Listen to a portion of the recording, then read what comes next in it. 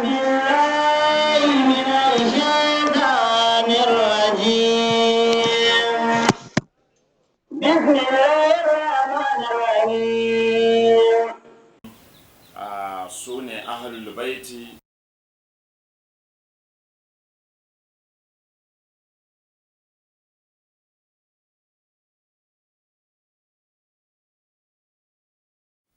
أعوذ بالله من الشيطان الرجيم بسم الله الرحمن الرحيم الحمد لله رب العالمين الرحمن الرحيم مالك يوم الدين إياك نعبد وإياك نستعين اهدنا الصراط المستقيم صراط الذين أنعمت عليهم غير المغضوب عليهم ولا الضالين آمين.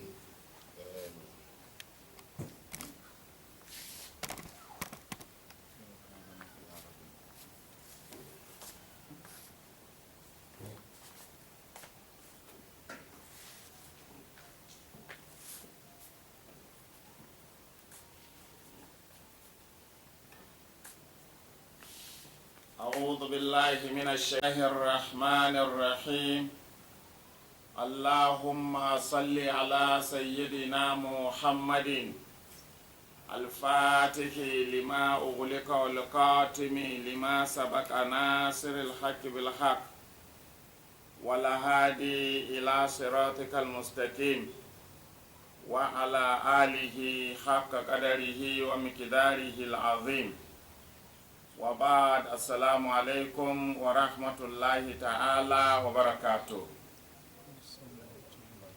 yau asabar 17 ga watan afrilu shekaran 2021 wanda ya yi daidai da watan ramadan 5 ga wata shekaran 1442 hijiriya. Kamar yadda muke bayani game da siratal ladina na'amta alaihim, to siratal ladina na'amta alaihim as-sirat ihdina as-siratal mustaqim. Suwane ne as-siratul mustaqim? Sannan suwane ne alladhina an'ama Allahu alaihim? Suwane ne alladhina an'amta alaihim? Siratal ladhina an'amta alaihim. Suwane ne siratul mustaqim? Kuma ma'ana suwane ne tafarkin na madaidaici da musulmi ke addu'a kullum Allah ya shiryar da shi zuwa gare ta ko gare shi. Sannan kuma suwane ne siratal ladina an'amta alaihim? Suwane ne alladina an'amta alaihim? Waɗanda kai ma ni'imarka suwane ne? To su muke ta bayani. Su ne ahlul baiti, manzan Allah da shi da ahlul baitinsa su ne siratul mustaqim. Mun yi bayani sosai a kai kuma muna ciki. Kuma su ne alladina an'amta alaihim, siratal ladina an'amta alaihim, su ne alladina na'amta alaihim. Bayanin da muke ta yi na cewa idan mutum bai samu as-siratul mustaqim ba, wanda kuma su ne ahlul baiti, musuluncin shi ba zai amfane shi ba, musuluncin shi bai amfane shi ba, sallolin shi duka da azumi da ibadu duk ba za su amfane shi ba. Dole mutum ya samu manzan Allah, dole mutum ya samu ahlul baiti a rayuwansa. To idan ka sallama ma manzan Allah, ka sallama ma wilayan ahlul baiti, a lokacin dukkan ayyukan ibadanka za su karbu. In ba haka ba za su karbu ba. To ashe kun ga ya zama dole kenan mu yi taima jama'a bayani yanda za su fahimci yanda al'amarin yake. ba abin da za a ɓoye ma mutane ba ne kamar yadda wasu malamai ke cewa ɓoyewa ake yi. Ba a ɓoyewa, dole a bayyana don shine duniya da lahiran musulmi. Ya zo a cikin a wannan littafi dai har yanzu muke Yanabi'ul Mawadda, ba mu sake shi ba. Ya zo a cikin babi na 37 fi tafsiri qaulihi ta'ala wa man yuslim wajhahu ila Allah wa huwa muhsinun faqad istamsaka bil urwatil wuthqa ila Allah tasirul umur. Karshen wannan wani wuri kuma la infisama laha, duk wanda ya miƙa lamarinsa, mana ya sallama rayuwansa gaba ɗaya zuwa ga Allah kuma yana mai kyautatawa, da haka duk wanda ya fuskantar da ya sallama fiskansa, wato ya sallama kansa zuwa ga Allah kuma yana mai kyautatawa, huwa muhsinun, kuma yana mai kyautatawa. Idan babu zamowa muhsinun din, wannan taslimin bai cika ba. Ko ka ce na sallama ma Allah kaina, in dai babu wannan kasancewanka muhsinun, sallamawan bai yiwu ba. To wanda ya samu haka faqad istamsaka bil urwatil wuthqa, wannan yayi riko da igiya wanda baya tsinkewa. To shi yasa yazo a cikin al-manaqib an Sufyan ibn Uyayna an az-Zuhri an Anas radiyallahu anhu qala nazalat hadhihi al-aya fi Ali. Wannan aya ta sauka ne game da Ali. To ayan nan ta sauka ne a game da Ali. Kana awwalu man akhlasa lillahi wa huwa muhsinun. Ali shine mutumin da ya fara tsarkake lamarinsa gaba daya ga Allah kuma yana muhsinun. Shine mutumin da ya fara zama wa haka, shi ya fara bin annabi, shi ya fara sallama kansa ga annabi, shi ya fara kasancewa ko ai mu'minun muti'un. Ana nufin Ali shine mutumin da ya fara zama wa mumini mai biyayya ga annabi sallallahu alaihi wasallam, shine mutum na farko. Don haka kara ka yadda a yaudare ka. Abubakar shi ya fara musulunta, Abubakar ya fi kowa imani. Wallahi malaman da ke wannan bayani su ji tsoron Allah, su ilimi ne ba su da shi, su koma su yi karatu sosai, su san hadisan ƙarya da aka kirkiro na siyasa domin rusa gidan annabi, su san bambancin wayannan hadisai da hadisai na gaskiya wanda suka dace da ƙur'ani, su daina ɗora mutane akan bata akan rudu. Don haka Ali shine mutum na farko da ya fara sallama kansa ma Allah da manzonsa. Mun sha karantawa ma, mun karanto muku inda sahabbai daban-daban suke ta gaya mana Ali shine mutum na farko da ya bi annabi, Ali shine mutum na farko da ya yi kaza, Ali shine mutumin da ya sallama rayuwansa ma annabi, shine ya yi kaza ya kaza. Wannan da daɗewa muna ta bayani don rusa hadisan ƙarya da aka ƙirƙiro na fifita sahabbai akan ahlul baiti. Duka muna ta kawo irin wannan. To ai mu'minun muti'un, akwai ya zo a cikin Tirmizi, Sayyidina Ali yana bayani ya ce na yi shekara 6 ne ko 7 ina sallah kafin wasu su fara. Yana sallah tare da manzon Allah kafin ma wani ya zo ya ce zai fara sallah tare da manzon Allah. Shi sai da shekara 6 ko 7 ne yana sallah tare da annabi, kuma ya ce ba wanda zai karyata shi, ba kuma wanda zai faɗi haka in ba shi ba. To kun gani faɗin cewa Abubakar, to ina Abubakar yake a shekarun nan da Sayyidina Ali ke sallah tare da manzo Allah sallallahu alaihi wasallam. Sannan kuma ku dinga duba contradictions da ke cikin labarai da ake bamu wanda ke nuna sahabbai sun fi gidan annabi daraja. Ku dinga lura da contradiction da ke ciki. An ce Abubakar shi fara imani da manzo Allah, kuma da kansu a littafai sun ce Abubakar baya nan ma sanda manzo Allah ya bayyana yake ta yada addinin, baya nan. Ya dawo ne kawai ya ji gari ya kama wuta saboda waɗanda suka musulunta ana ta rigima da su, gari ya ɗauki harbi.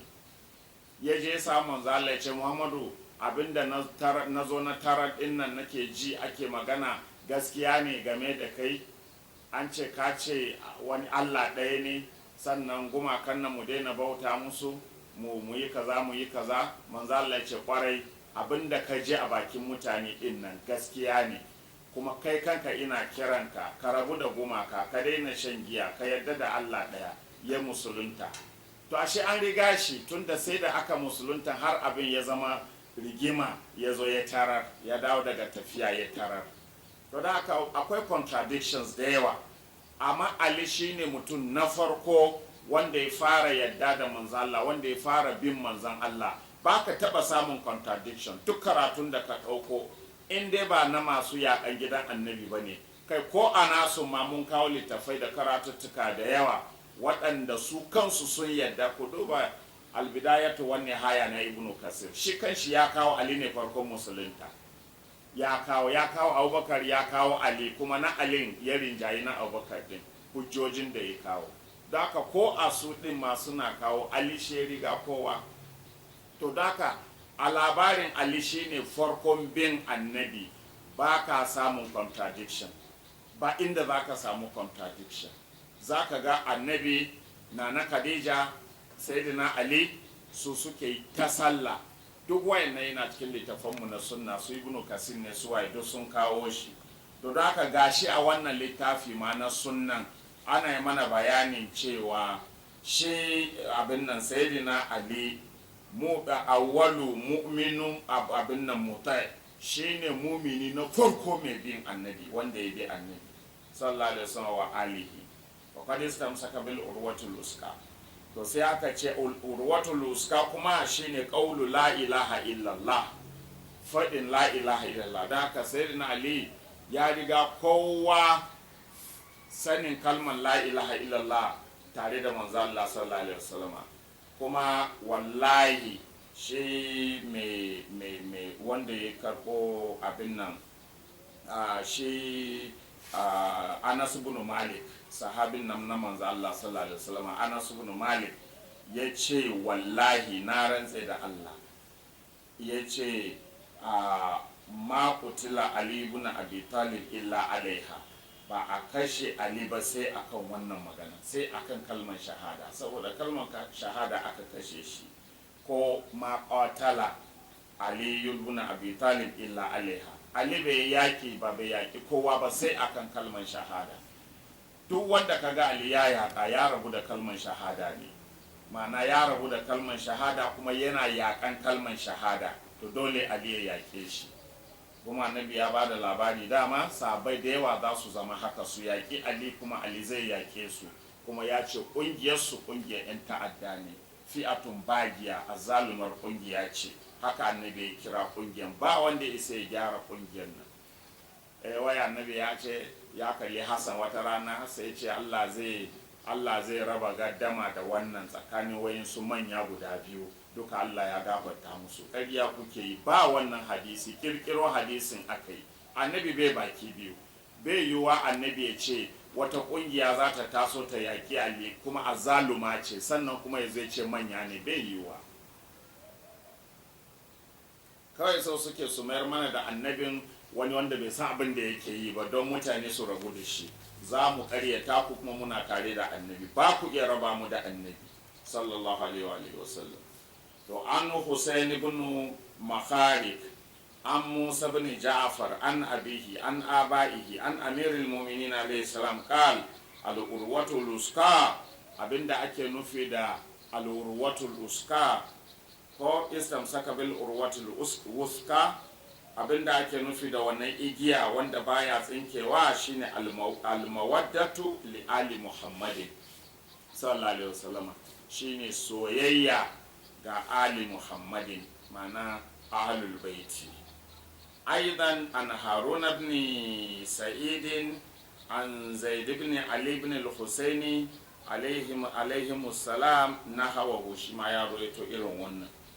Wafi tausiri kuma ya zo a tausirin wannan aya, wa anna hadha sirati mustaqima. Dama muna magana ihdina siratal mustaqim, wa anna hadha sirati mustaqiman fattabi'uhu wa la tattabi'us subula fatafarraqa bikum an sabili wa anna hadha sirati mustaqiman. Allah ya ce annabi ya gaya mana cewa wannan hanyar sace miƙaƙƙiya. Shi annabi wannan hanya na musulunci hanya ce miƙaƙƙiya kuma hanyar sace sirati mustaqima, hanya ta ce miƙaƙƙiya. Fattabi'uhu, kar ku bi wannan hanya tawa in ji annabi. Wala tattabi'us subula, kar ku je ku bi hanyoyi barkate. Fatafarraqa bikum an sabilihi, to kada hanyoyi barkatan nan su zo su raba ku da hanyar Allah da manzonsa. To fil manaqib ya zo a cikin al-manaqib an Muhammad al-Baqir wa Ja'far as-Sadiq alaihimus salam kala sun ce as-siratul mustaqim, siratul mustaqim, ihdinas siratal mustaqim da muke faɗi, to as-siratul mustaqim din nan sune al-imam, shine imam sayyidina Ali da sauran a'imma. To wala tattabi'us subula, yani ghairal imani, kara ku je ku bi abin nan subulu, kara ku bar hanyar nan guda ɗaya. Hanyar nan guda ɗaya kuma miƙaƙiya ita ce ahlul baiti, kamar yadda nan aka fassara mana, ita ce ahlul baiti. Hanyoyi barkate kuma shine aka ce gair abin nan ya'ani ghairil imam, ana nufin tafarkin da ba na ahlul baiti ba. Fatafarraqa bikum an sabilihi, idan kuka yi haka sai hanyoyi, in kuka bi wasu ba ahlul baiti ba, su ne hanyoyi barkate, wasu ahlul baiti kuma su ne hanyar Allah guda ɗaya. To idan kuka bi hanyoyin wasu da ba na ahlul baiti ba, tafarraka bikum an sabili, sai su raba ku da hanyar Allah, su ne subulu, sai su raba ku da hanyar Allah. Wa nahnu sabiluhu, mu kuma ahlul baiti mu ne sabiluhu, mu ne hanyar na Allah, mu ne hanyar Allah. Wannan karatu hanya guda ɗaya ce tak. Wa anna hadha sirati mustaqiman, hanya ta guda ɗaya miƙaƙƙiya ita ce wannan. To mecece hanya miƙaƙƙiyar? Ahlul baiti. Sai ce to ku bi wannan hanya, mana ku bi ahlul baiti. Wala tattabi'us subula, kar ku bi hanyoyi barkatai, sai aka ce hanyoyin da ba na ahlul baiti ba. In kuka bi hanyoyin da ba na ahlul baiti ba, tafarraqa bikum an sabili, za su raba ku da hanyar nan na ahlul baiti, wanda ita ce hanyar Allah. Shine yake cewa subulu, hanyoyin da ba na ahlul baiti ba. Wa nahnu sabiluhu, mu kuma ahlul baiti mu ne hanyar nan na Allah guda ɗaya. Da ka kauce ma hanyar shikenan ka rabu da Allah. Kun ga ashe akwai matsala, akwai aiki. Dole malamai su dage su ta bayani don mutane su gane ana cikin haɗari. Haka kuma ya zo a cikin tafsirin ya ayyuhallazina amanu dkhulu fis silmi kafa wala tattabi'u khutuwati shaitan, ya ku masu imani udkhulu fis silmi kafa, ku shige cikin musulunci gaba ɗaya ba rabi, no halfway Islam, ku shiga gaba ɗaya da ƙafafuwan ku biyu ku tabbata a cikin musulunci. Wala tattabi'u khutuwati shaitan, kar ku bi karantarwar shaitan, kar ku bi hanyoyin shaitan. To ya zo a cikin almanakib an Mas'ad ibn Sidqa an Ja'far as-Sadiq an abihi an jaddihi an al-Husaini an Amir al-Mu'minin Ali alayhi salam qal ala inna al-ilma alladhi habata bihi Adam alayhi salam, ilimin da annabi Adam ya sauko da shi, wa jami'a ma fudilat bihin nabiyuna ila khatimin nabiyina, da ilimin da Allah ya fifita cikamakin annabawa, ya fifita dukkan annabawa da cikamakin annabawa da shi, ma'ana ilimin da annabi Adamu ya sauko da shi, da ilimin sauran annabawa duka, da ilimin manzan Allah sallallahu alaihi wasallam wa alihi, duk Allah ya tattara shi fi ikirati khatimin nabiyina, ya zuba su a cikin 'ya'yan annabi Muhammadu sallallahu alaihi wasallam. da haka fa aina yutahu bikum, ina ake wautar da ku, ma'ana malamai na muku wasa da hankali, suna wautar da ku. Tunda an ce gidan annabi, yaya za a yi kuma ka ji wani gida ya fi maka gidan annabi? Kaga duk wanda ya gaya maka haka ya wautar da kai, yana ganin kai wawa ne, ba za ka gane komai ba, shi yasa ya gaya maka haka. Amma in har ya san kai mai tunani ne, in ya gaya maka akwai wani ya fi gidan annabi, ya san kana da tunani, ba za ka yadda ba, bai gaya maka. Amma suna gaya muku, kuna ta musu kabbara, Allahu akbar, Abubakar ya fi kowa, ya fi ma manzan Allah, Allahu akbar, ana ta ihu. Tunda an ce annabi ya ce, mun karanta wata rana, an ce annabi ya ce babu wani wanda manzan Allah bai biya shi ba. Duk wata hidima da kai mu manzan Allah ya biya ka, mana baka bin annabi bashi, sai Abubakar kawai ya kasa biyan manzan Allah. Musuluncin da annabi ya zo da shi ya kasa abinda Abubakar ya yi ma annabi, wai sai dai an je lahira za a iya biyan shi. Amma a nan annabi yana bin annabi bashi har sai an je lahira. Bai fi annabi ba kenan.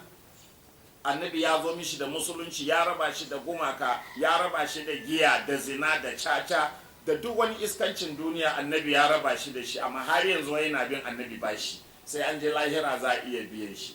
Bai fi annabin ba? Kuma sai a gaya muku ku yi ta ihu, ku yi ta kabbara, ku an gaya muku karatu.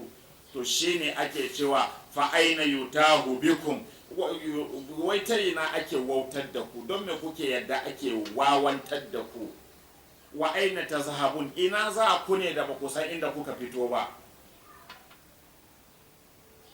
Wa innahum fikum ka ashabil kahfi, ai ahlul baiti a cikin ku kaman ashabul kahfi suke. Wa mathaluhum babu khittatin, kuma ai misalin ahlul baiti kofan gafara ne su, wanda ya shigi wannan kofa ya samu gafaran Allah. Don haka in baka shigo cikin kofan ahlul baiti ba, baka ba gafara daga Allah, baka biyo hanyar da zaka samu gafara ba. Wahum babu silmi, kuma su ne wannan udkhulu fi silmi kafa, su ne kofan silmin din, sai ka biyo ta hanyar su zaka zo silmin da Allah ya ce udkhulu fi silmi kafa. Alladhi jaa fi qawlihi ta'ala, silmi din nan da ya zo cikin maganan Allah, ya ayyuhal ladhina amanu udkhulu fi silmi kafa wala tattabi'u khutuwati shaitan. To ahlul baiti ake nufi, ka zo ka shige ka bi ahlul baiti gaba daya 100% ba rabi da rabi ba. To aidan al-hakim fi sahihihi, al-hakim an-nisaburi ya ruwaito a cikin sahihinsa أخرج عن علي بن الحسين ومحمد الباقر وجعفر الصادق عليهم السلام أنهم قالوا سنشي وإنن وإن النبي يشهد في من فسر القرآن إنن سنشي السلم ولايتنا. abinda ake nufi da asilmu da annabi ya ce ku shiga, Qur'ani ya ce ku shiga gaba ɗaya din nan, shine wilayatuna, shine yadda da jagorancin shiga cikin wilayenmu, shi ake nufi da sil. Sannan wa fi tafsiri la tus'alunna yawma idhin anin na'im, za a tambaye ku a lahira game da ni'imomin da Allah ya yi muku. To yanzu ku duba, su ne as-siratul mustaqim, su ne alladhina an'amta alaihim, siratal ladina an'amta alaihim. To sune siratul mustaqim din, kuma sune alladina an'amta alaihim din, wa'inda kai ma ni'ima. Sannan kuma sai Allah ya ce la tus'alunna yawma idhin anin na'im, za a tambaye ku ranar kiyama game da ni'iman da yayi muku, kuma sune ni'iman, sune hanyar Allah mai kakkiya, sune aka yi ma ni'ima, kuma sune ni'iman. Don ni'iman da Allah zai ma bayinsa gaba ɗaya babu ni'iman da ta kai ya ba mu ahlul baiti. Don in ba haka ba, in akwai wata ni'iman da ta kai su ko ta fi su, da manzo Allah cewa zai na bar muku Qur'ani da wancan ni'iman sai ambace ta. Amma sai ce na bar muku Qur'ani da 'ya'yana. To ashe Qur'ani da 'ya'yan annabi su ne ni'ima na ƙarshe, duk saura sun biyo baya ne. In akwai wata ni'ima to ta bi bayan wannan ne. To ahlul baiti su ne ni'iman, shine la tus'alunna yawma idhin anin na'im, ranan kiyama za a tambaye ku game da ni'imomi. Abu Nu'aym al-Hafiz ya ruwaito da isnadin shi an Ja'far as-Sadiq radiyallahu anhu fi hadhihi al-aya qala, ba kuma ta littafin sunna muke karatu ba ko yana bi'ul mawadda. To radiyallahu anhu fi hadhihi al-aya qala, ya ce ya faɗa game da wannan aya, an-na'imu wilayatu amirul mu'minin Ali ibn Abi Talib karramallahu wajhahu. Abinda ake nufi da na'im, ni'imomin nan, ni'iman nan da za a tambaye ku ranar kiyama, sai kun yi bayani a kai, sai an tabbatar kuna tare da wannan ni'iman kafin ku wuce aljanna, in har za ku je aljanna. To wannan ni'iman ita ce wilayatu amirul mu'minin Ali ibn Abi Talib karramallahu wajhahu, ita ce wilayar amirul mu'minin Ali dan Abu Talib. Da haka kun gani ba karamin bata bane har ka yadda cewa maulanka bayan manzo Allah Abubakar ne, ko kuma maulanka bayan manzo Allah Umaru ne ko Usman ne. Bata ne, wallahi bata ne. Shine fassaran gairul maghdubi alaihim. Allah ya yi fushi da duk wanda zai riki wilayan wani ba na Ali da annabi ya nuna ba na ausiya na manzo Allah da ya nuna bayan Ali Hassan, bayan Hassan Husaini, bayan Husaini ɗansa Ali Zainul Abidin, yadda manzo Allah ya zana shi har zuwa ƙarshe. In ba wannan wilayan ka yadda da shi ba, wilayan da Banu Umayya suka kirkiro da Banu Mahazum suka kirkiro, suka ture na gidan annabi, suka ɗora nasu na kansu, in har wannan ka bi, wallahi kana kan fata. Sai ka dawo ka bi na gidan annabin nan, lokacin ka shiryu, kuma lokacin ake fatan ka dace a lahira. To shi yasa ake cewa za a tambaye ka a lahira game da wannan ni'ima. Mecece ni'iman? Ita ce wilayar amirul mu'minin Ali bin Abi Talib.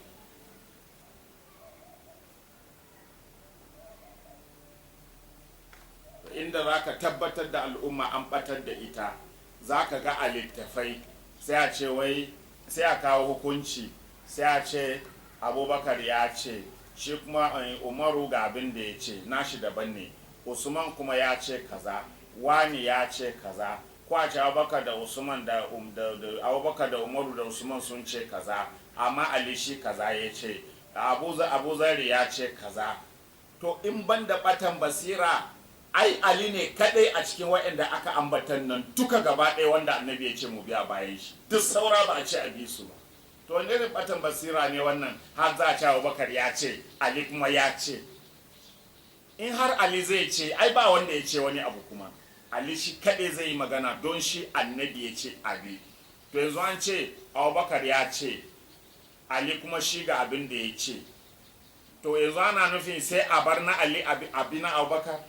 Sannan ka je lahira Allah ya tambaye ka waye ce ka bi Abubakar, ka ce me? Alhali ga annabi ya gaya maka Ali za ku bi a bayana. Kuma duk izalancin izala, duk wahabiyancin bawabiye, duk rashin kunya wani babun nan ya ke kiransu dan ɗariƙan da bai san ɗariƙansa ba, bai isa ba ya ce Allah bai ce mu bi Ali, annabi bai ce mu bi Ali a bayan shi ba, bai sai faɗi haka ba. Sai in jahili ne, kuma in jahili ya faɗa za a miƙar da shi. A to tun da Ali annabi ya ce a biya bayan shi, sai kai za hanga ba ka da wayo, sai a ce maka Abubakar ya ce, Ali ya ce. Kai baka da tunani, baka gaya ma malamin ka ce to ai Ali aka ce mu bi ba Abubakar ba, ka bar mishi Abubakar din. Don haka shi Abubakar din kuma Alin aka ce ya bi. Ko su wane ne annabi ya gaya ma na bar muku Qur'ani da ƴaƴana ku bi su, ba za ku bace ba kun bi su, ba su Abubakar din bane? To kuma sai a zo a ce Ali da aka ce abi ya ce, Abubakar da aka ce ya bi Ali shi ma ya ce, ai mabiyi ne shi ma. Ya kamata mu san wannan karatun, shi ma mabiyi ne.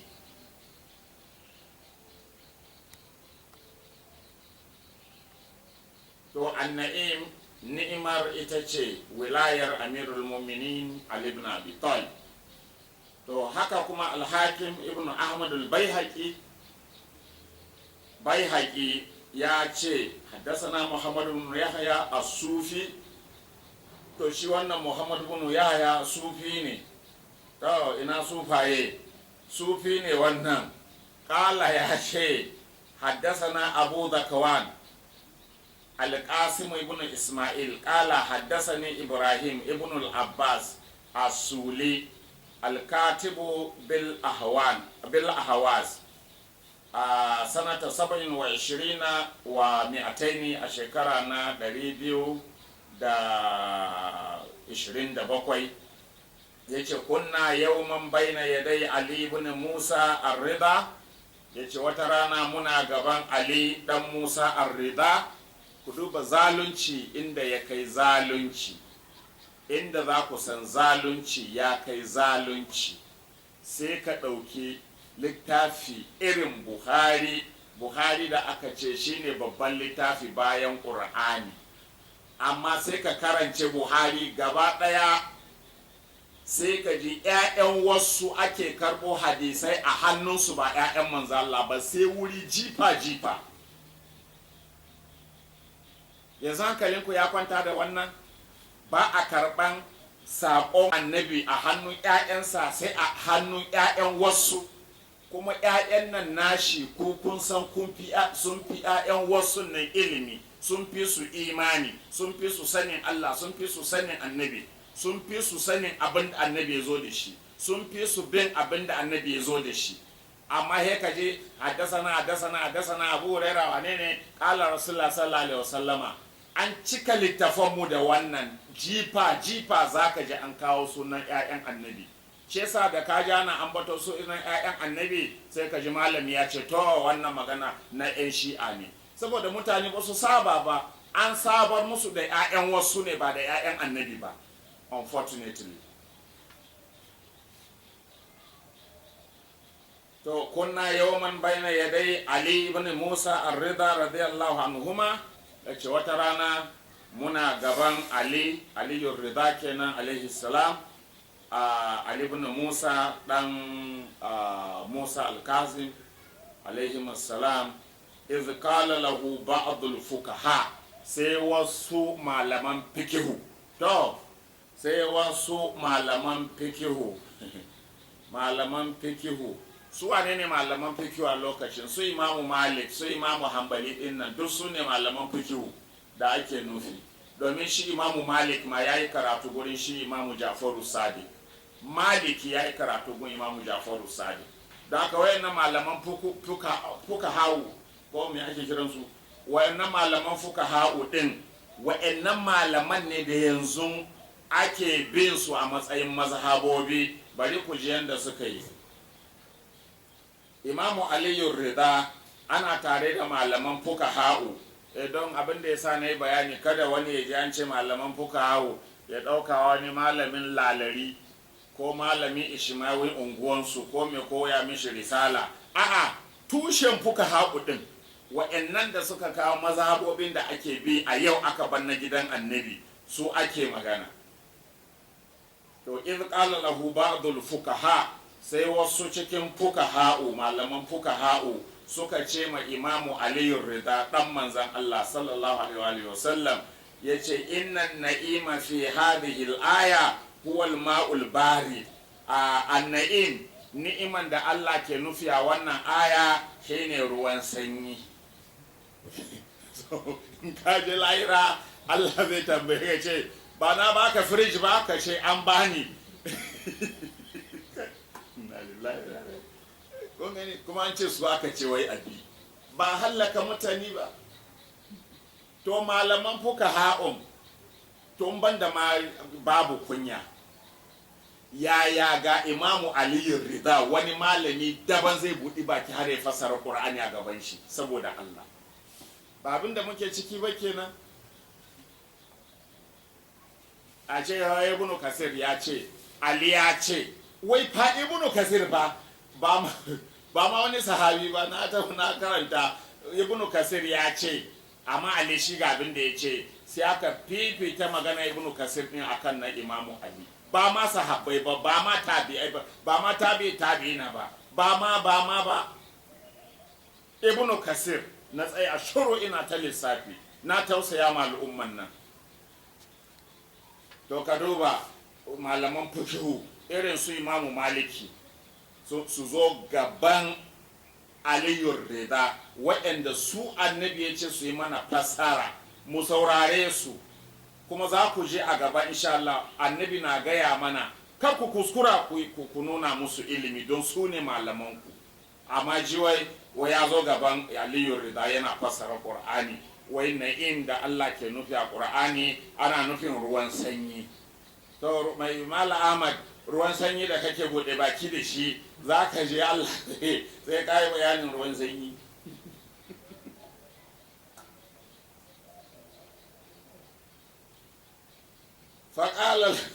faƙala lahu birtifa'i sautihi, sai Imamu Ali Ridha ya ɗaga murya, ransa ya ɓaci saboda ya san wannan karatun ya faɗa ne a nan gaban shi, ya sha faɗi a inda babu shi. Don haka irin abin da suke karantar da mutane kenan, shi yasa ran shi ya ɓaci, ya ga an hallaka mutane ana fassara musu Qur'ani bayan da Allah da Annabi suka nuna ba. Sai Imamu Aliyu Ridha ya ɗaga murya saboda ɓacin rai, sai ce kaza fassartumuhu antum, haka ku kuke fassara shi, ku wa'annan haka kuke fassara shi. Waja'altumuhu ala darubin, kuma kun ma sa fassarorin ya zama daban-daban. A ce malam wani ya fassara kaza, Maliki ya ce kaza, Shafi kuma ya shafe na Maliki shi kaza ya ce, Hambali kuma ya ce kaza. Wane ne ɗayan ma? Wane ne akwai ɗaya kuma uku na shi? To ɗayan ma shi ma ya ce kaza. Ya zan manta shi Maliki, Shafi, Hambali. Yawa Hannafi, to shi ma Hannafi ya hannafo sauran duk ya sha. Inna lillahi wa inna ilaihi raji'un. Shine Imamu Aliyu Ridha ke faɗi, fassarorin ku da ke karo da juna yake raba kan al'umma, wannan ce kaza, wannan ce kaza, wannan ce kaza, yace haka kuke fassara shi kuma akan saɓani da yawa. Faqala ta'ifatun huwa al-ma'ul bari, wasu a cikin kuku malaman fikihu fa na zamanin su irin su Maliki da su yake magana, yace wasu a cikin ku sun fassara ruwan sanyi ne wannan ni'iman. Wa qala akharuna huwa an-nawm, wasu sun ce bacci ne. Baccin nan da kuke sai Allah ya tambaye ku a lahira, ni na ba ku bacci, kai ne. Wa qala ghayruhum, wasu su kuma wasu wa'annan su kuma sun ce huwa ta'amu tayyib, shine tuwo mai daɗi, abinci mai daɗi. To wala kad haddathani abi, to ni mahaifina ya gaya mini. La ilaha illallah, an koma gidan Annabi. Kai malam karatu mai daɗi. Yace to ni mahaifina ya gaya mini. Ka gani ba su magana don son rai, ba su magana da kai. Zaka ji mahaifi, na ji daga mahaifina, ya ji daga mahaifin shi, shi ma ya ji daga mahaifin shi, shi ma ya ji daga Husaini, ko ya ji daga Hassan, Hassan ya ji daga Ali, Ali ya ji daga manzon Allah. A cikin gida cin ɗaya. Amma wai wannan karatun ne ba mai kyau ba, wai an ba 'yan shi'a saboda tsananin rashin rabo, wai na 'yan shi'a ne, mu sai dai a yi ta kamo mana wa'yansu daban. To ya ce haddasa ni abi, ni babana ya bani labari, an abihi, shi ma daga baban shi Ja'far Sadiq ibn Muhammad, dan Muhammad al-Bakir, dan Muhammad shi ma. To iz akwalukum hadhihi zukirat indahu, an ambaci wannan karatun naku, wannan irin maganganun naku an ambace su a gaban shi, fagadiba sai yayi fushi.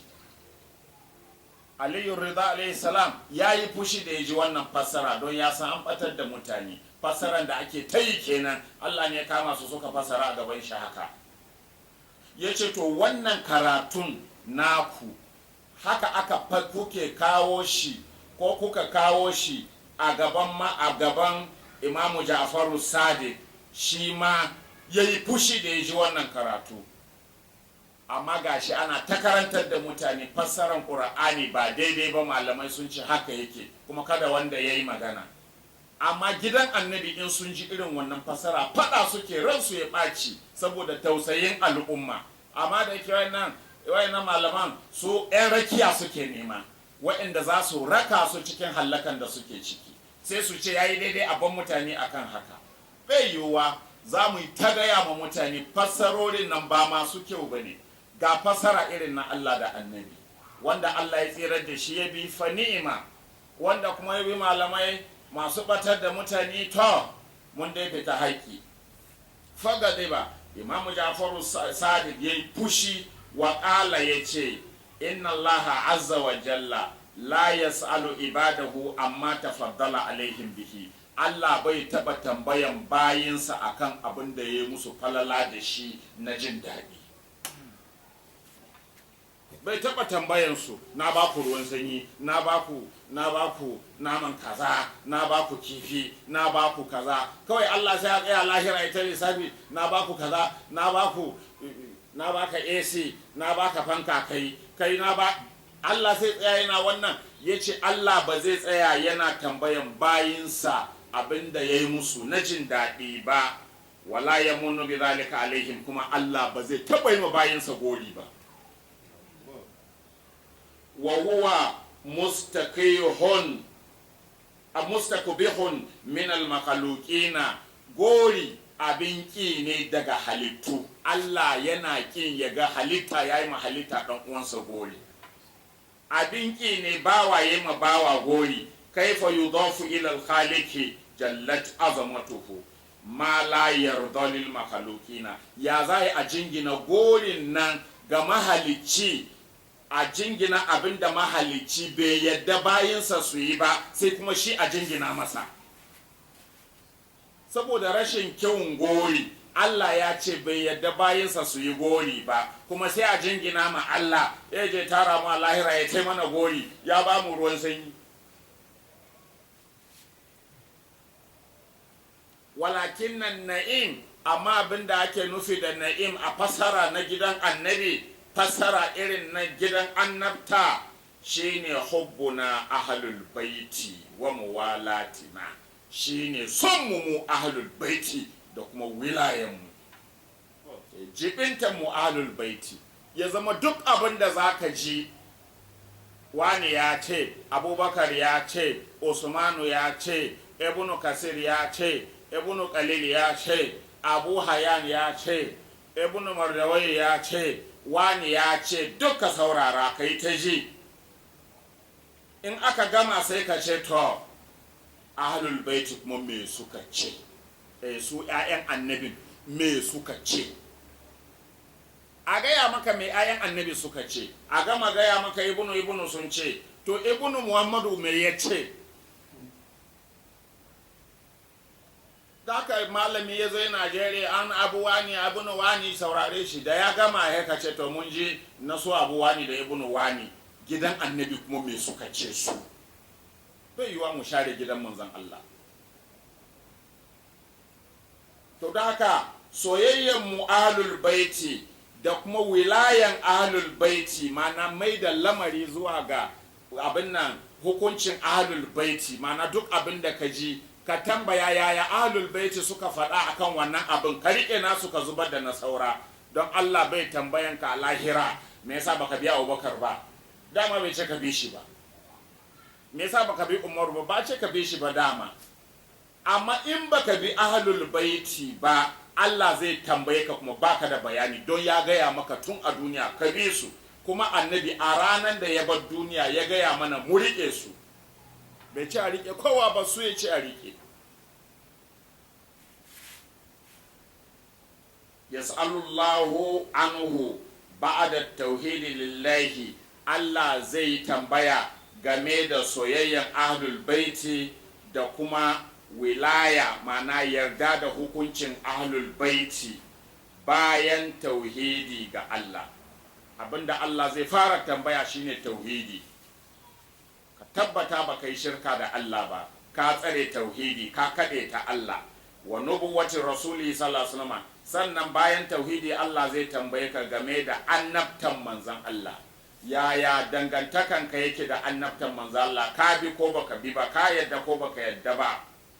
kuma ba da baki ba ne, don in baka bi ba kaje kace ka bi ya sani, balle ma in kace ka bi kayi ƙarya sai shafe bakin.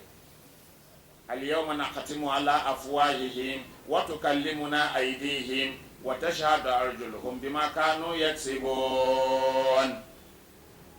Allah sai shafe bakin ya ce rama kai ka saba ƙarya a duniya, sai a yi plastin shi, sai Allah ce to hannu kafa waya ku yi bayani yaya aka yi, sai su kama magana. To don haka za a tambaye ka game da tauhidi, sai a tambaye ka game da annabtan manzo Allah. li'annal abda idza wafa bidhalika ko idza wafa bidhalika, idan mutum ya cika wannan adahu ila na'imil jannati alladhi la yazulu, to wannan shi zai kai mutum ga samun ni'iman aljanna wanda ba ta gushewa. Kala abi Musa, an gane ko? So tauhidi shine abin da za fara tambayan ka lahira. Daga tauhidi sai a tambaye ka annabtan manzon Allah sallallahu alaihi wasallam wa alihi. Sannan daga nan sai a tambaye ka mawaddan ahlul baiti da wilayansu. Ka so ahlul baiti ko kana cikin masu rigima da su? Tabbi akwai aiki fa lahira. Sai muna magana da wani babban malami ya ce sai dai rahman Allah, ce saboda mutane sun je lahira za su ji mamaki, to amma wasu ba su sani ba, malamai sun tare su sun hana su sani, to Allah mai rahama ne. To sai kenan sai a tambaye ka mawaddan ahlul baiti, ka so su ko rigima kai da su kai ma. Sannan kuma za a tambaye ka wilayan ahlul baiti kabi ko na wasu, cewa kake mai ahlul baiti suka koyar, yaya ake alwala a gidan annabi, yaya ake iqama gidan annabi, ya aka kira sallah a gidan annabi, yaya ake sallah a gidan annabi, yaya ake azumi a gidan annabi, yaya ake aure a gidan annabi, yaya ake saki a gidan annabi. Saboda sakin gidan annabi shine sakin da ya dace da Qur'ani da sunnan annabi. Sauran saki da ake yi bid'a ne, Allah bai karba ba. Shi yasa na taba gaya muku na ce mafi yawa matan juna ake aure. Tafi na sake ki sake uku ta kwashe ta tafi, a ce ta gama idda wani ya aure ta, alhali matan wancan ne, don saki uku ba saki bane. Malamai sun kasa kare wannan ma, sun yi kokari wani lokaci muka rusa su. To dole ne fa sai ka tambaya yaya ake kaza a ahlul baiti. Amma ka ce to ya kamata kai ma ka zama mai tunani, in ba ahlul baitin nan ba wanda ka bin nan shi ma an ce ya bi su ne. To ka bi inda aka ce a bi mana, sai ka je ka bi wanda aka ce ya bi.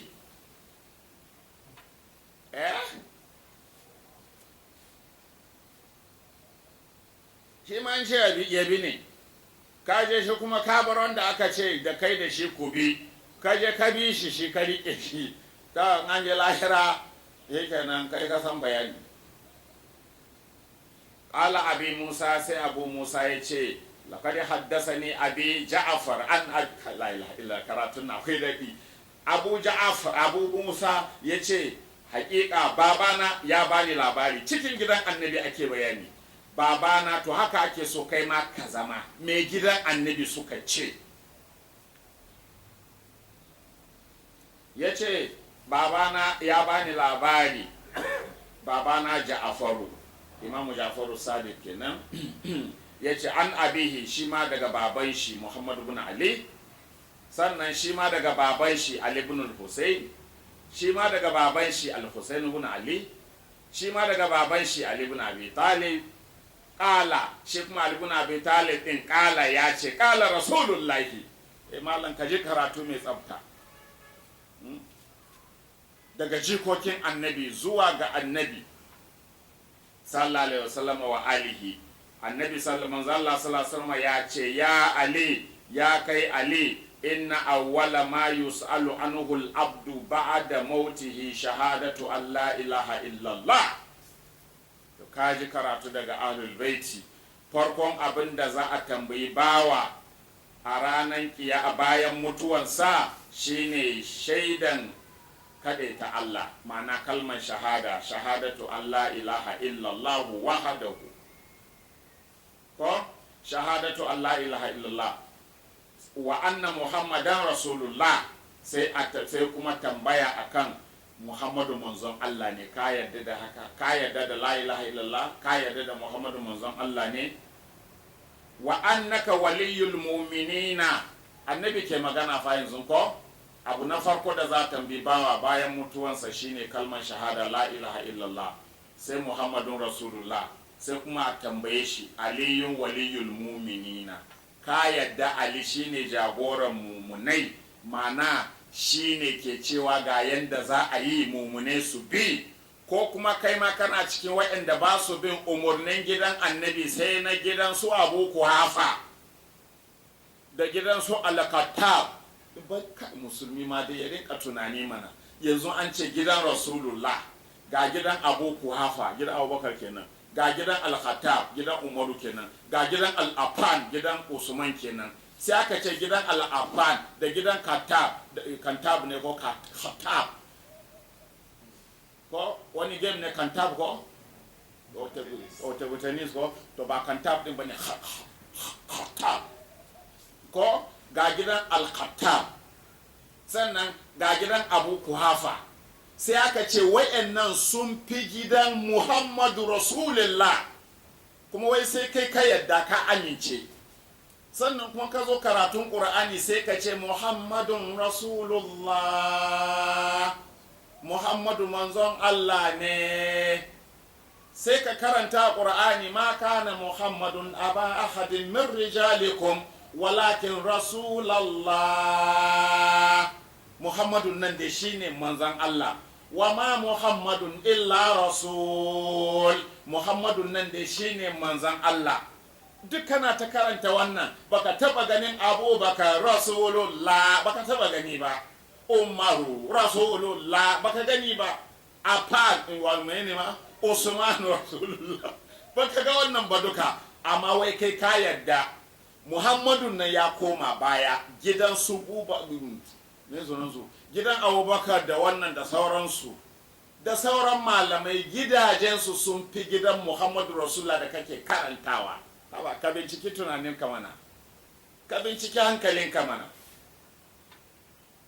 Da haka za a tambaye ka kalman shahada, manzancin manzalla, wilayan Ali ibn Abi Talib. Za a tambaye ka, ka yadda abin da ya fito daga gidan annabi kake bi, ko wanda ya fito daga gidan wasu. Yanzu ma abin yana ta ƙara ɓaciwa malam, abin yana ta ƙara ɓacewa. Duk wani babban malami yau za ka ji an masa ɗariƙarsa, duk wani babban malami an masa ɗariƙarsa. Ina ta ji ina mamaki, suna ma da rai ba su mutuwa ba an musu ɗariƙansu, kuma an ware masu bin ɗariƙansu, sun ware su ɗariƙan da suke yi kenan. Kowa ya kama nashi, ba abin da zai bi sai abin da ya ji malamin nan ya faɗa. Mai annabi ya ce mai ahlul baiti suka ce oho, shi dai malam wani shi kenan, duk inda za je a je. Wallahi wannan ba karamin bata bane. Babu malamin da ko sahabi ba a ce ka bi shi ba in ya saba ma koyarwar manzo Allah da ahlul baiti, balle wani malami. Me yasa kullum nake gaya muku, duk maganar da na gaya muku ku je ku bincika, ku je ku auna. In kun ga kuskure ku yadda shi, sai kun ga yayi daidai da maganar Allah da manzonsa da ahlul baiti, sannan ku karba. Ba ina gaya muku ba kullum. Amma malami ya zauna, jama'a sun taru, ba abinda suke bi sai abin da yayi ko abin da ya faɗi, kuma shi ya ji daɗi ya samu jama'a. Maimako ya karantar da su, ni ba kowa bane, da ni da ku an ce ne mu bi annabi da gidansa. Don haka ko na faɗa ba daidai ba, ni ba ma'asumi bane. Ku yadda magana na ku bi na gidan annabi, haka ya kamata malami ya koyar da almajiran shi. Amma kowa kawai ya yi rawani, ya yi fada, ya mimmiƙe ƙafa almajirai na bautan shi. Wallahi ku tuba tun dare bai yi ba. Wa annaka waliyul mu'minina bima ja'alahu Allah wa ja'altuhu, kuma kai ne jagoran dukkan mumunai a yanda Allah ya ajiye kuma a haka na ajiye mu mutane. Ka duba annabi ma da kansa ba shi ya sa Ali ya zama jagoran mumunai a bayan shi ba, ya ce Allah ne ya sanya haka, ni ma kuma na sanya mu mutane haka. faman aqarra bi dhalika wa kana mu'taqidahu sara ila an-na'imi alladhi la zawala lahu. Duk wanda ya yadda da wannan ya zama aqidansa, la ilaha illallah muhammadun rasulullah aliyu waliyul mu'minina, ya yadda da wannan ta zama aqidarsa. faman aqarra bi dhalika, wanda ya tabbatar da haka, wa kana mu'taqidahu, kuma ya zama aqidarsa, sara ilan na'imi, to zai kasance cikin ni'ima, ma'ana zai riski ni'ima alladhi la zawala lahu, wanda baya gushewa har abada, dan aljanna ne shi. Ke yasa kullum wani sai ɗauka ko a rigima ake da malamai ko ba a son malamai, ba haka bane. Dole ne mu yi ta jan hankalin malaman, saboda su ne amanan al'umma ke hannunsu. Dole mu ja hankalinsu su tuna da girman wannan amana. Malami ya sallami komai. Dukiya kake samu a da'awan da kake yi, ijiye shi. A jama'a kake samu, aje yabon jama'a ne, aje koma, ka yi ijiye komai, ka fuskanci Allah da manzonsa. Me Allah da annabi suka faɗi, menene gaskiyar maganan Allah, me gaskiyar maganan annabi. An jawo ayan Allah an fassara ba daidai ba, nemi fassara na daidai. Yaya annabi ya fassara, yaya gidan annabi suka fassara. Manzo Allah an ce ya ce fari, an ce ya ce baki. Koma menene a gidan annabi, menene matsayin wannan karatun a gidan annabi, sai ka gane gaskiya. Amma a tara mutane ta karanta musu tatsuniyoyi, su kuma abin tausayi su yi ta kabbara, su yi ta ihu, suna ganin karatu ne. Allah ka yafe.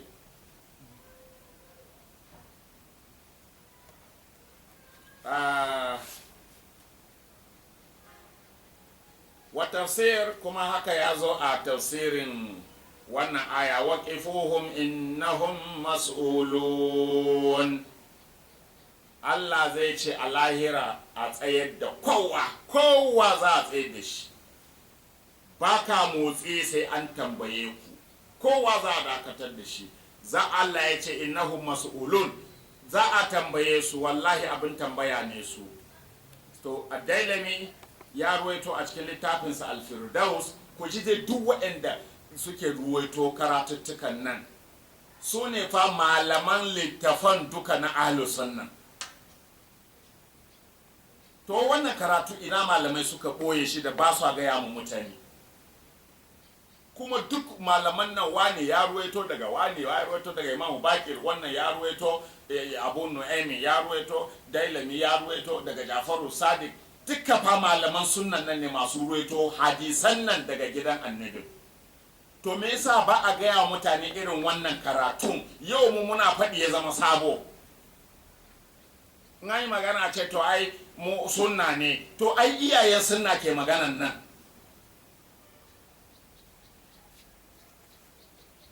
Kai da ka zo jiya don gemun ka yayi tsawo, to iyayen sunna ke wannan magana. Dailami ya kawo a cikin littafinsa Al-Firdaus, akhraja bi sanadihi an Abi Sa'id al-Khudri, ya ruwaito da isnadinsa zuwa ga Abu Sa'id al-Khudri, wannan sahabin manzon Allah sallallahu alaihi wa sallam, anin nabi sallallahu alaihi wa alihi qala, annabi ya ce fi hazil aya, game da wannan aya, wa kifuhum innahum mas'ulun. Annabi ya ce innahum mas'uluna an wilayati Ali ibn Abi Talib, za a tambayi bayi game da wilayan Ali ibn Abi Talib. Don Allah, bayin Allah, wannan irin tambayoyi na jiran su Allah. An Sa'id ibn Jubair an ibn Abbas radiyallahu anhuma an nabi sallallahu alaihi wasallam fi hazil aya. Ibn Abbas kanin manzon Allah sallallahu alaihi wasallam, wanda malamai ke cewa shine khibrul umma. Kai malamai sun yarda da wannan, amma ya kawo maganganu ba su yarda. To shikenan Ibn Abbas din kala ya ce an wilayati Ali ibn Abi Talib, tambayan nan da Allah zai ma bayi a lahira game da wilayan Ali ibn Abi Talib ne. aidan Muhammad bin Ishaka al-Matlabi sahibu kitabil magazi, wannan mai littafin al-magazi, wal a'amash da al-amash wal hakim wa jama'atu ahlul baiti, wa'annan gaba ɗaya da aka ambata da kuma taron ahlul baiti gaba ɗaya sun ce masu'uluna an hubbi ahlul baiti. Tambayan da Allah zai yi ma mutane a lahira shine game da soyayyan ahlul baiti. Yaya suka so ahlul baiti? Kun so ahlul baiti ko ba ku so su ba? Kun yadda da su ko ba ku yadda da su ba? Kun bi su ko ba ku bi su ba? Sai al-Humawaini shi ma ya ruwaito bi sanadihi yanzu malamai za su ce duk malaman nan da muke ta kira dinnan ba su san manyan malaman sunna ba ne. Sun sani ganganci kawai. Al-Humawaini ya ruwaito bi sanadihi an Malik ibn Anas da isnadinsa zuwa Imamu Maliki kenan, Malik ibn Anas. An Ja'far Sadiq bana ya muku yayi karatu a hannun Imamu Ja'far Sadiq ba shi Malik ibn Anas, to gashi ya ruwaito hadisi daga Ja'far Sadiq alaihi salam. To yanzu ka ce duk wanda ya hujja da 'ya'yan annabi ya zama dan shi'a, to so Imamu Maliki da yanzu suke kawo karatun 'ya'yan annabi suke hujja da su ba, su ma shi'an ne? Ba na taba gaya muku ba na ce malaman nan ba su abin da suke yi ba, in an yi karatu su ce shi'a, kuma ga karatun nan a littafin ahlus sunna. Yau in muka yi karatu na ahlul baiti a karatun a littafin ahlus sunna, kuka ce karatun shi'a ne, sai mu aje littafin mu ce a bamu wani shi mana ahlus sunna, sai ku ce ya zama na shi'a tun da karatu ahlul baiti ya zo a ciki, sai mu ajiye a bamu wani shi ma karatu ahlul baiti ya zo a ciki, mu ajiye. Wallahi za ku wayi gari ba ku da littafi ko daya abin da yasa na ce ko daya, ko a wahabiya wannan masu ci yanzu ai suna nan ko existing wahabist, wahabiya wannan yanzu masu ci, har su a littafansu Allah na kama su suna bayanin ahlul baiti, suna fifita ahlul baiti akan kowa, har su. To yau aka ci aje littafai da ke bayani akan darajar ahlul baiti da fifiko ahlul baiti akan kowa, za ku waye gari ba ku da littafi ko daya. Malaman ma gaba ɗaya za ku mai da su 'yan shi'a, zai zama ba ku da malami ko daya, duk kun ba 'yan shi'a. Batan basira, wai su fa kawai a ɗauke su malaman nan da jahilai ke ta ihu shehi wani a sheikh in bangaren mu kenan ko shehi wani, in bangaren waɗancan lalatattun ne kuma su kuma ustaz ko a sheikh. Shi wannan kawai ke burge shi, ya yadda jama'a su hallaka, a yadda dai shi a sheikh, hukumar shehi. Malik ibn Anas ya ruwaito an Ja'far Sadiq an abaihi, Imamu Ja'far Sadiq ya ruwaito daga kakannin shi ma an Ali ibn Abi Talib, daga Ali ibn Abi Talib radiyallahu anhum, Allah ya yarda da su. Kaga littafin sunna ne, shi yasa za ku ga radiyallahu anhum, Allah ya yarda da su, bayan su ne yardan Allah. Ai alaihi salam ake cewa, to amma dai sun yi kokari mun gode. Anin nabi sallallahu alaihi wasallama, manzo Allah sallallahu alaihi wasallama ya ce, kala ya ce, idza jama'a Allahu al-awwalina wal akhirina yawm al-qiyama, idan Allah ya tara mutanen farko da mutanen ƙarshe ranar kiyama, nasaba sirata ala jahannama, sai Allah ya dora ya shimfida siradi akan jahannama, lam yajiz anha ahadun, babu wanda zai tsira daga siradin nan illa man kanat ma'ahu bara'atun bi wilayati Ali ibn Abi Talib, sai wanda sai wanda ya barranta, wa mana ya barranta gabarin duk abin da ba wilayan Ali ibn Abi Talib ba. Mutumin da ya barranta ya kubuta, shi yana rike da wilayan Ali ibn Abi Talib, saboda babu wanda ya kubuta fa, ba kubutacce sai wanda ya yarda da wilayan ahlul baiti. To babu wanda zai tsira akan siradin nan bai fada a jahannama ba ranar kiyama, sai wanda ya riga ya kubuta, ya barrantu, ya riga ya kubuta ta hanyar biyayya ga wilayan ahlul bait abin nan Ali ibn Abi Talib. sannan akhraja hadha al-hadith Mufiq ibn Ahmad Khawarizmi kenan bi sanadihi an al-Hasan al-Basri to haddasu Hasan al-Basri an ibn Mas'ud Hasan ibn Basri abin Hasan al-Basri shi almajirin sahabbai ne aiko ina ganin tabi'i ne to Hasan al-Basri shi ma mai yace an ibn Mas'ud shi kuma ya karbo daga ibn Mas'ud sahabin annabin nan ya karbo wannan magana cewa ranar kiyama abinda za a tambayi mutane kenan soyayyen ahlul bait wilayan Ali ibn Abi Talib. Aidan akhrajahu Mufiq bi sanadihi an Mujahid an ibn Abbas radiyallahu anhuma shi ma ibn Abbas ya kawo kuma muna ta karanto da ibn Abbas shi ma. Aidan ibn al-Maghazali akhraja hadha al-hadith bi sanadihi an Mujahid an ibn Abbas shi ma ya ruwaito daga ibn Abbas an Tawus an ibn Abbas aidan bi sanadihi gashi nan dai ku duba duk malaman sunnan nan manya da ake cewa malaman sunna duk dai gashi suke bayani cewa a lahira tambayan da Allah zai ma bayinsa shine kalmar shahada manzancin manzo Allah sai soyayyan ahlul baiti da biyayya ga wilayan ahlul baiti la ilaha illallah.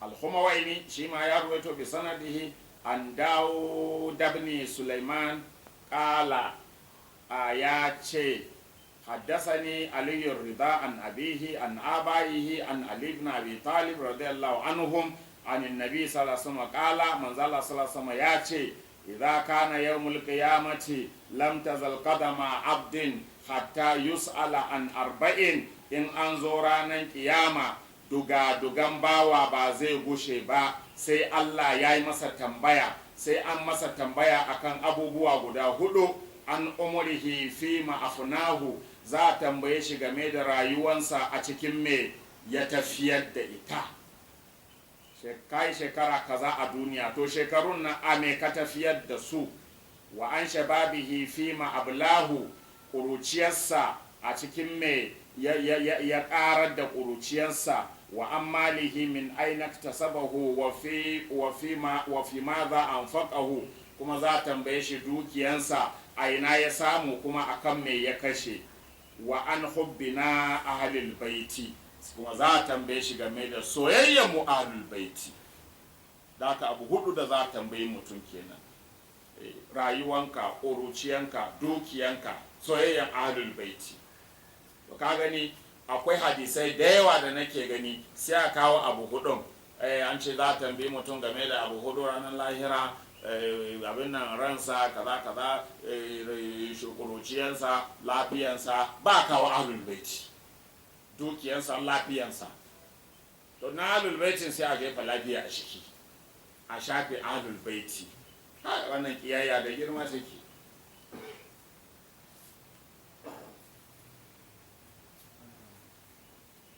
أيضا ابن المغازلي والثعلبي أخرج هذا الحديث ابن المغازلي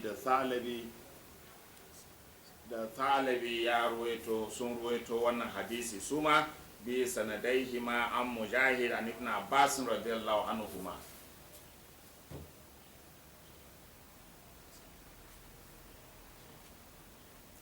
to aidan Khawarizmi shi ma akhrajahu bi sanadihi an abi Barzat al-Aslami an nabi sallallahu alaihi wasallam shi ma sun ruwaito.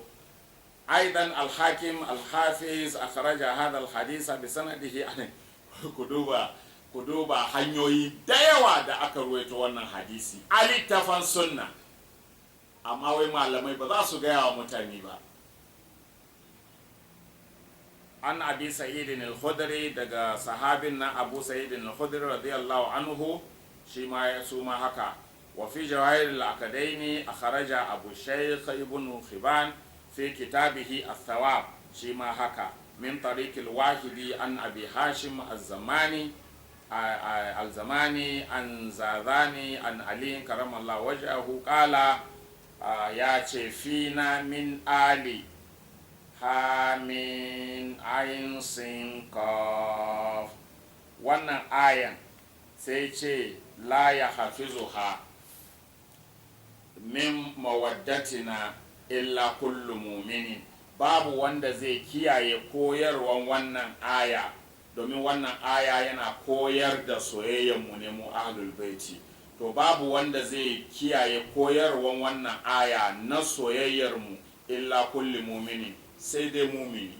Illa kullu muminin, sai dai mumini. Sun makara sannan ya karanta qul la as'alukum alaihi ajara illa al-mawaddata fil qurba. To duk wanda ya yarda abin nan, babu wanda zai kiyaye wannan aya a cikin alkur'ani qul la as'alukum alaihi ajara, kan karatun ne can. Babu wanda zai kiyaye wannan game da mu soyayyan ahlul baiti yadda qur'ani ya kawo, babu sai mumini. In dai kaga baka rike da soyayyan ahlul baiti, kai ba mumini bane. Duk yadda za a yaudare ka, ashe kai bawan Allah ne, waliyin Allah ne, yaudaran ka ake yi. Ya kamata ka gaya makanka ƙarya kake makanka. Dole sai ka so ahlul baiti, dole ne wannan, don annabi ya ce wanda ya so su ya so shi, wanda ya ki su ya ki shi. Kuma ba a kin annabi a zama wali, bai yiwuwa. wa fi jawahiril akadaini akhrajal milla fi siratihi wa qala al muhibbu tabari, shi ma tabari milla tabari dukkan su dai ga sunan sun ruwaito inna sallallahu alaihi wasallam kala ya ce inna allaha azza wa jalla ja'ala ajri alaikum almawaddata fil qurba. Allah ya sanya farashin da za ku biya ni da shi akan shiryar da ku da nayi da aljannan da za ku shiga dinnan in kun bi ni, to farashin shine soyayyen makusantana, ma'ana ahlul baiti. Wa inni sa'ilukum gadan anha, kuma ranar kiyama sai na tambaye ku game da wannan soyayya. Wanda bai so su ya bi su, mawadda yayi daban da mahabba. Shi yasa Allah ya kawo shi a mawadda. Qul la as'alukum alaihi ajran illa al mawaddata fil qurba, bai ce illa al mahabbata fil qurba ba. Mahabba soyayya ne, mawadda kuma soyayya haɗe da biyayya. Ka so ahlul baiti kuma ka bi umurnin su, kar ka saba musu. Sun ce kaza ka bari ka je ka bi wani ya ce kaza, kar ka yi haka. In ka yi haka baka bi qur'ani ba. Shine abin nufi. Annabi ya ce zan tambaye ku game da shi ranar kiyama. Karkace ni dai na son ahlul baiti, kai ahlul baiti muna son su saboda muna son kakansu manzo Allah sallallahu alaihi wa sallama, kuma gashi baka bin koyarwan su. To ai baka yi ba kenan. Mawadda aka ce, soyayya haɗe da biyayya shine mawadda. Shi yasa da Allah ya zo siffata kansa ya ce wa huwa al-ghafurul wadud dhul arshil majid fa'alul lima yurid. Wa huwa al-ghafurul wadud, Allah shine mai yawan gafarta zunuban bayin shi, kuma al-wadudu mai yawan soyayya gare su, kuma mai biyayya gare su. A lokacin da ka ɗaga hannu ka ce oh ya Allah bana da lafiya, Allah ka bani lafiya, sai ya baka, biyayya ne aiki. To Allah yana yawan mana biyayya, mu ne dai muke masa tsageranci.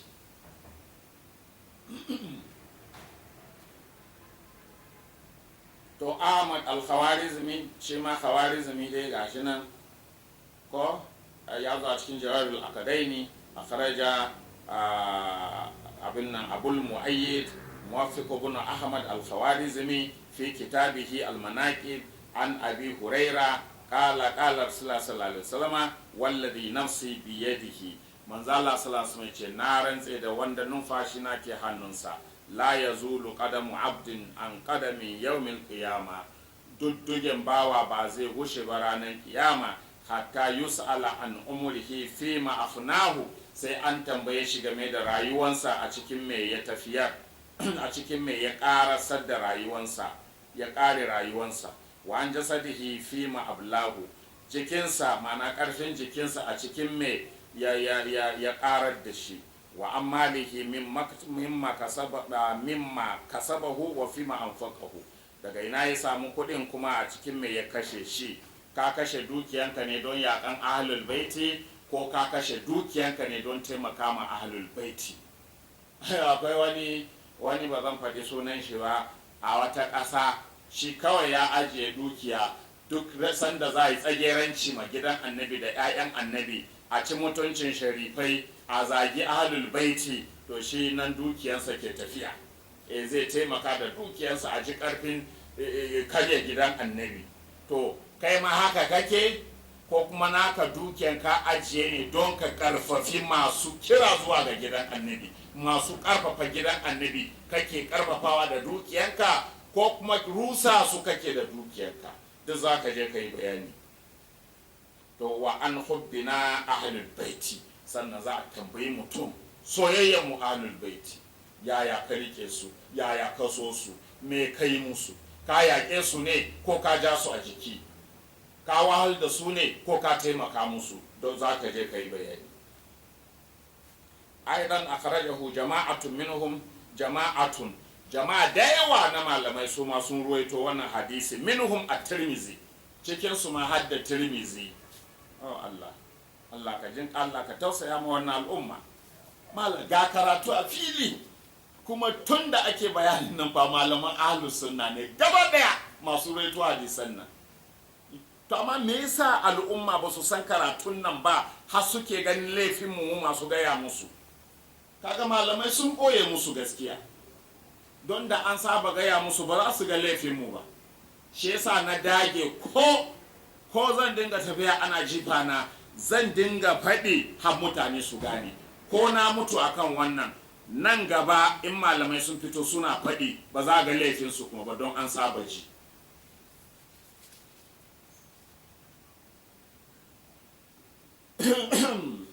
Jama'atun ko jama'a da yawa na malamai sun ruwaito wannan hadisi, cikin su hadda Tirmizi an Buraidat al-Aslami wa qala at-Tirmizi, kuma Tirmizi ya ce hada hadisun hasanun, wannan hadisi ne hasan, hadisi ne mai kyau.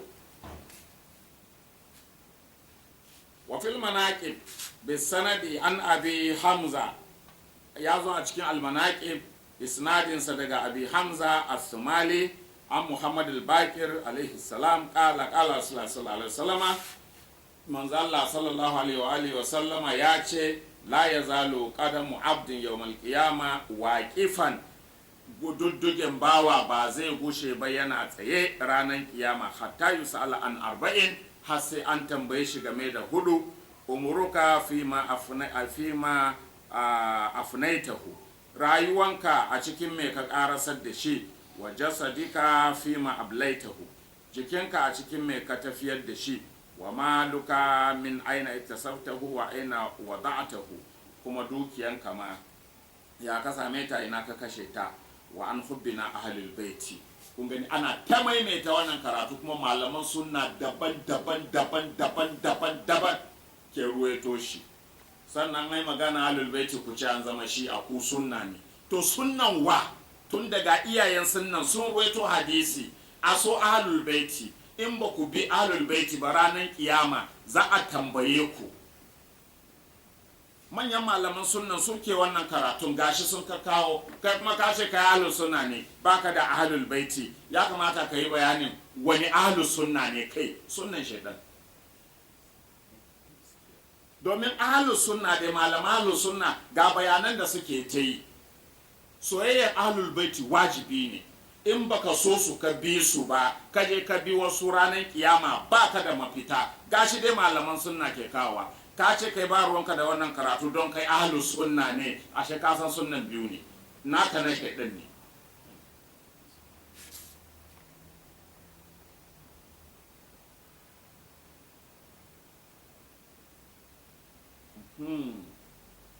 To aidan an Ishaq ibn Musa al-Kazim an abihi an abaihi alaihimu salam nahawahu, shi ma rawaito irin wannan.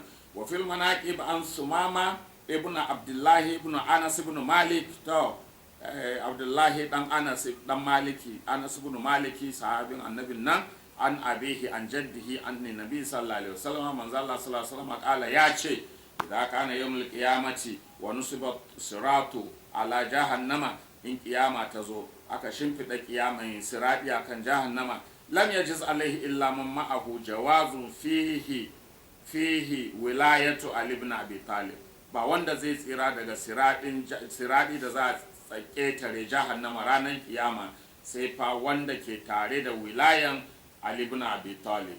Wa dhalika qawluhu ta'ala wa kifuhum innahum mas'ulun, shine fassaran inda Allah ke cewa wa kifuhum innahum mas'ulun. To karatu anan shine duk wani wanda zaka ji ya je ya fassaro maka fassaran da ba wannan ba ƙarya yake, bar mi shaide shi don ya saba mu fassaran annabi.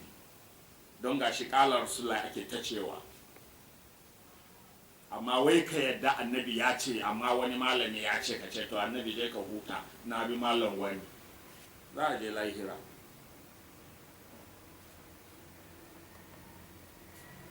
wakifoyin nahu mas'ulun ko an wilayati ali, manzo Allah ya ce wilayan ali ne. kuma ya zo a tafsirin innal ladina la yu'minuna bil akhirati anis sirati lanakibun. to al-Humawaini shi ma ya ruwaito bi sanadihi anil Azbag ibnu Nabata an aliyin karramallahu wajahu fi hazihi al-aya qala as-siratu wilayatuna ahli al-bait. Allah ya kawo cikin Qur'ani yace innal ladina la yu'minuna bil akhirati, lalle waɗanda ba su yi imani da lahira ba, anis sirati lanakibun, suna kauce ma ainihin wannan sirati da ake bayani akai, siratul mustaqim din nan, siratul lahil mustaqim, ahlul baiti kenan. To sai Allah ya ce waɗanda ba su yi imani da lahira ba, su kan ba su yadda da wannan sirat din, siratul mustaqim, mana ba su yadda da ahlul baiti. To yana yiwa malami ya ce to ni na yi imani da lahira, har ma ina wa'azi a ji tsoron lahira. Malam, ba faɗi da baki ake ba, lamarin lahira ya fi ƙarfin faɗi da baki. Karatu zai zo gure insha Allah. Ko kana cewa lahira gaskiya ne jama'a ku ji tsoron Allah, akwai lahira, in ka ɗaga murya duk duniya suna ji, ƙarya kake yi idan baka bi wilayan ahlul baiti ba. Ba gashi ba mutane suna sallah suna faɗin kiyamun sun yarda za yi lahiran a baki, amma wani abu suka yi Allah ya ce ƙarya suke yi ba su yarda ba.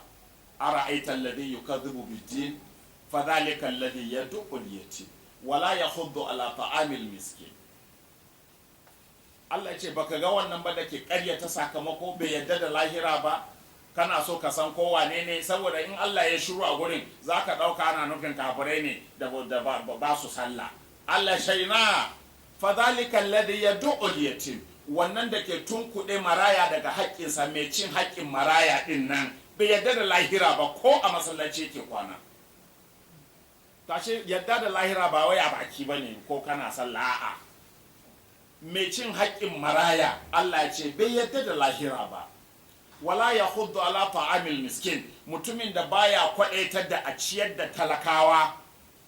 Kun gani, ba wai shi baya ciyar da talakawa ba ma tukun, kun sa wannan ya fi girma. A'a, shin ana ciyar da talakawa ma ran shi ɓaci yake, bai so a ciyar da talakawa. Wala ya hudu ala ta'amil miskin, bai kwaɗaitarwa a ciyar da talakawa. Maimakon ce ta ranka ya daɗe, gaskiya talakawa wannan suna buƙatar taimako, a taimaka musu. A ranka ya daɗe, talakan nan da ke wuri kaza makwabcinka nan bai da rigan sallah, taimaka mishi. A ranka ya ɗaya wasu makwabtanka nan da ke hagu da kai ɗin nan wallahi kwana kaza kenan ba su da abinci, a taimaka musu. Maimakon ya yi haka, a'a sai da ya bakin cikin a taimaka musu. To Allah ce shi ma wannan bai yarda da lahira ba, ko yana wa'azi ya yarda da lahira ƙarya ne. To shi yasa manzo Allah sallallahu alaihi wasallama yake cewa waɗanda ba su yarda da lahira ba su kan suna kauce ma ahlul baiti, ba su yarda su bi wannan siratal mustaqim na ahlul baiti. Al-Humawaini ya ruwaito da isnadin sa anil Azbag ibn Nabata an Ali karramallahu wajhahu fi hazil aya shima qala as-siratu, abinda ake nufi da siratul mustaqim, ihdina siratal mustaqim dinnan da kake fadi kullum, wilayatuna ahlul baiti, shine wilayan mu ahlul baiti, yadda da jagorancin mu. Shine in wani ya ce kaza amma ahlul baiti sun ce kaza, ka zubar da na wani ka bi na ahlul baiti, shi ake nufi da wilayan ahlul baiti. Ya zamanto su ne jagororinka a addini, su ne kake binciken me suka ce me suka yi, ba wai mai maliki yayi ba, ba wai mai shafi yayi ba ba wai mai abubakar ya yi ba, mai umaru ya yi, duk ba shi ne ba. In kai haka an sirati lana kibun ka shiga. Ko ka ji an ce abubakar ya ce, umaru ya ce, an gama ya ce ka ce to ahlul baiti me suka ce. Ana gaya maka na ahlul baiti sallami na kowa nasu shine tabbas. Wa fil manaqib an Zaid ibn Musa al-Kazim an abihi an abaihi an amir al-mu'minin Ali alayhi salam fi hadhihi al-aya, a cikin wannan aya da shi ma an wilayatin ahlul baiti, ana nufin wilayan ahlul baiti. Wa an Ja'far as-Sadiq alayhi salam fi hadhihi al-aya qala an al-imami imamu Ali, shi ma ko kuma dukkan a'imma. To okay, lokaci yayi kenan. To bari in bar ku anan sai mu ci gaba gobe insha Allah. Fassarar sayyidina siratal mustaqim, siratal ladina an'amta alaihim shi muke. Gobe ma za mu ci gaba da shi insha Allah. Assalamu alaikum wa rahmatullahi ta'ala wa barakatuh.